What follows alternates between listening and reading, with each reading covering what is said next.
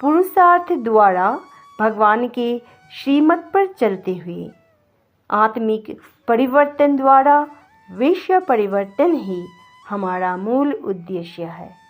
प्रजापिता ब्रह्मा कुमारी ईश्वरीय विश्वविद्यालय द्वारा आधारित परमपिता परमात्मा के दिखाए गए मार्ग को अनुसरण करते हुए विश्व कल्याण का इच्छा रखते हुए आज का हमारी सेवा मुरली में आने वाली कहानियों में से एक कहानी है। बाबा के मुरली में अक्सर गज के कहानी के बारे में हम सुनते हैं। इस कहानी का आधार स्पार्क द्वारा प्रकाशित एक बुक जिसका नाम है मुरली में आने वाली कहावतें और कहानियाँ से हम लिए हैं। भागवत अष्टम स्कंधम में गज और ग्राह का कहानी है। कहानी कुछ इस प्रकार की है। बहुत समय पहले त्रिकुट नामक पर्वत के पास एक गज यानी हाथी अपने परिवार के साथ रहता था। वहाँ का वातावरण बहुत सुंदर था। मीठी नदियाँ, बगीचे, रंग बिरंगे खुशबूदार फूलों से वह स्थान अति सुंदर लगता था। एक दिन गज अपने परिवार के साथ सरोवर में नहाने के लिए निकला। सरोवर में बहुत आनंद से और स्वच्छंदता पूर्वक तैर रहा गज आने वाले संकट को पहचान न सका। उसी सरोवर में एक ग्राह यानी मगरमच्छ भी रहता था।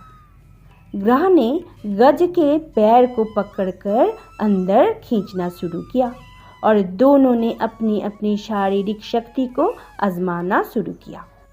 गज अच्छे दिलडौल वाला विशालकाय शक्तिशाली प्राणी था, परंतु उसकी शक्ति सफल न हुई।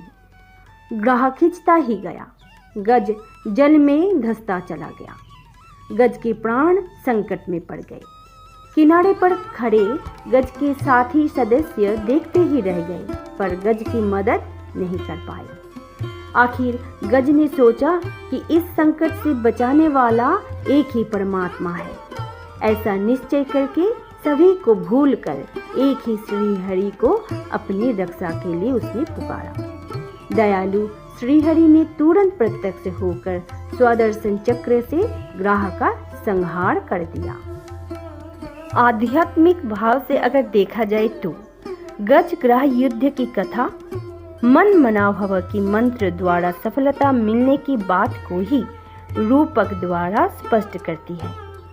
जब गज पूरा डूब जाता है और केवल शुंड का थोड़ा हिस्सा ही रह जाता है, तब वह अपनी शक्ति को, अपने संबंधियों को तथा अपने आप को भूलकर अनेकता से निकलकर एक परमपिता परमात्मा को याद करता है।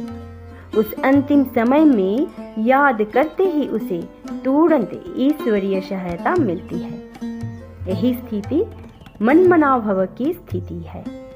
ज्ञान धारण करने वाली मनुष्य आत्मा ही गज अर्थात महारथी के समान है। माया ही इस संसार रूपी सागर में ग्राह है। माया रूपी ग्राह ज्ञानी व रुस्तम बच्चों को खा लेती है। ग्राह के समान माया भी गुप्त रूप से आकर ज्ञानी को पकड़ लेती है। ऐसी माया से एक परमात्मा की याद से ही मुक्ति पाई जा सकती है। सर्व आत्माओं की मंगल कामना करते हुए आज विदा लेते हैं। बहुत जल्द ही एक नए कहानी के साथ उपस्थित होंगे। तब तक के लिए बाबा के छत्र छाया में आप सभी बहुत अच्छे रहे, बहुत खुश रहे और बिल्कुल स्वस्थ रहे, यही दुआ करते हैं। ओम शांति।